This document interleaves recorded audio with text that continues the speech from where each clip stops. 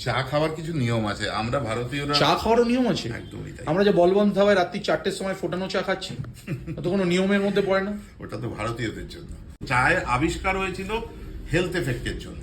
প্রথম যে পাতাটা গরম জলে পড়ে, সেই পাতার যে নির্যাসটা বেরোয় বা পাতার যে কম্পোনেন্টস গুলো যে বেরোয়, সেই নির্যাস থেকেই দোকানের নাম নির্যাস।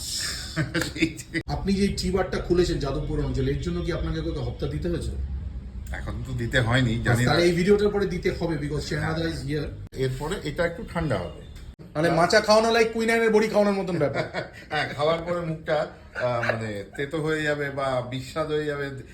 তা আপনি কঠিন চাগুলো নিয়ে যুদ্ধ করছেন কেন? আপনি তো একটা আরামসে একটা এলাচ দিয়ে একটা দুধ ফুটিয়ে এরকম করে মোষের দুধের চা বানিয়ে খাই দিতে পারতেন, কাজটা সহজ হতো না? হ্যাঁ, অনেক সহজ হতো, কিন্তু বিষয় কি, আমার মনে হয় আমাদের প্রত্যেকের সামাজিক দায়বদ্ধতা রয়েছে। এইখানে তো যুদ্ধটা আরো কঠিন আপনার তাহলে। হ্যাঁ। কিন্তু হীরক রাজার দেশ, হীরক রাজার দেশে তা আপনি উদয়ন পণ্ডিত হয়ে ঘুরলে হবে?